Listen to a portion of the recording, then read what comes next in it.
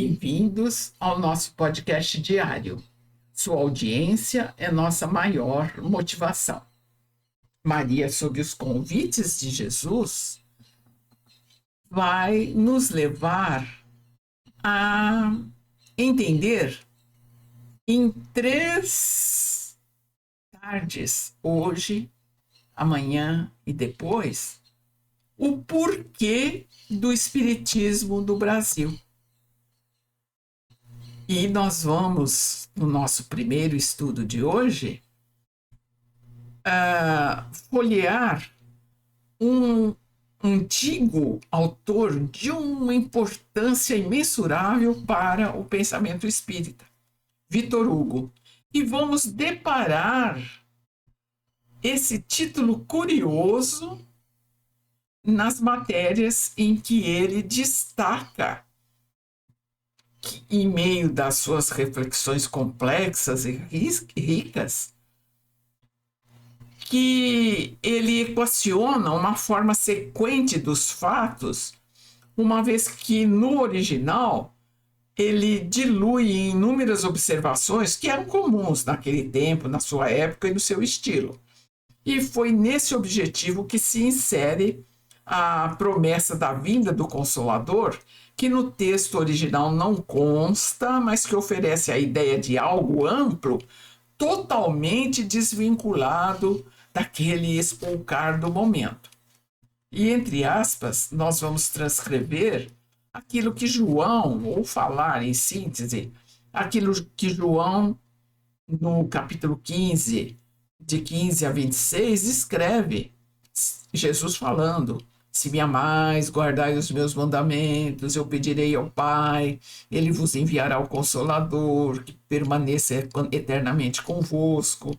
E continua, vós o conhecereis, porque ele estará entre vós, e o Pai o enviará em meu nome. Enfim, todas aquelas citações conhecidas da maioria de nós.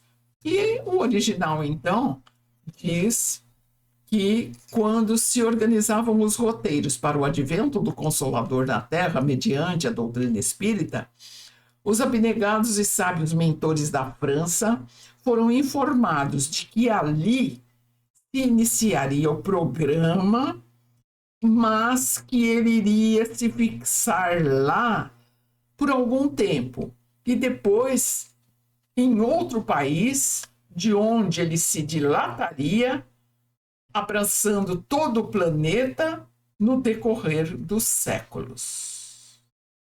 E a alma francesa, escrita em negrito, contribuiria com o tesouro cultural para os primórdios da, entre aspas, fé raciocinada.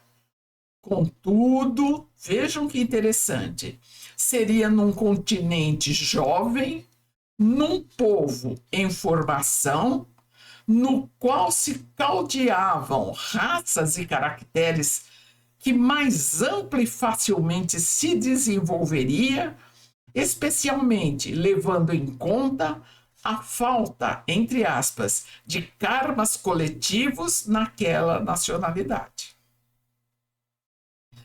A França, onde renasceram os atenienses, estava assinalada por glórias e misérias, guerras externas, lutas intestinas, que lhe permitiriam, por enquanto, a dilatação dos ensinos cristãos nos enfoques da vivência moderna, demonstrando moralmente a grandeza do espiritismo.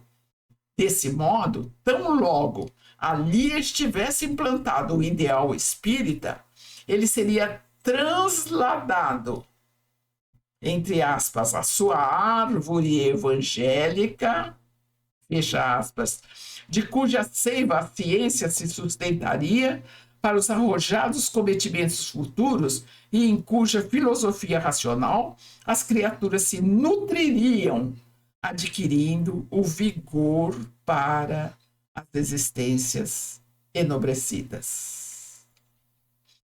E Vitor Hugo, então, remonta a 19 séculos atrás, quando, ou melhor, há 21 séculos atrás, quando os amigos espirituais, desde então, acompanhavam um sacerdote druida.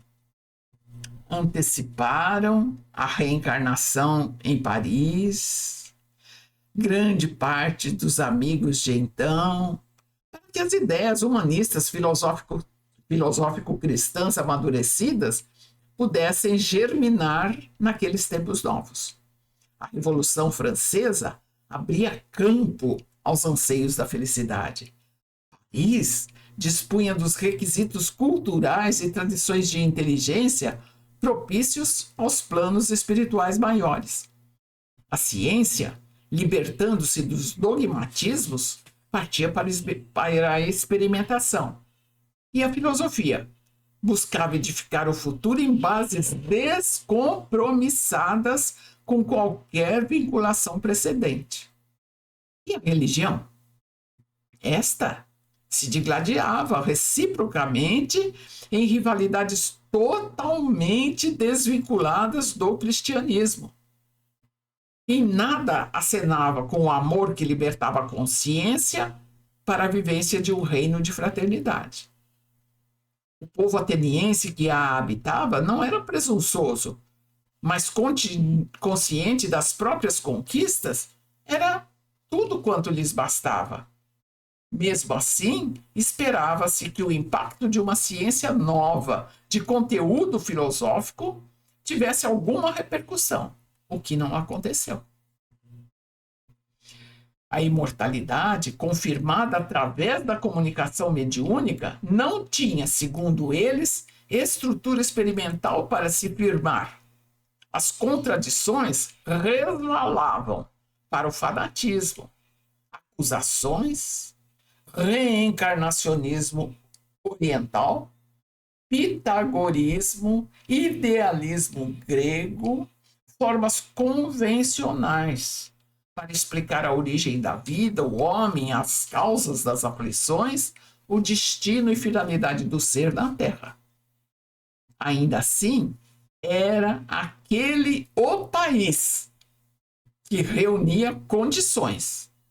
E só Paris reunia os requisitos culturais, as tradições de inteligência para o que se deveria desenrolar. Devagar, sem pressa, os espíritos benfeitores do homem estabeleceram que dali partiriam as diretrizes imbatíveis para o pensamento do homem do futuro. E nós vamos continuar essas reflexões amanhã, porque ficamos aqui até o nosso próximo episódio. Que Maria, a Mãe querida, nos guarde e nos abençoe.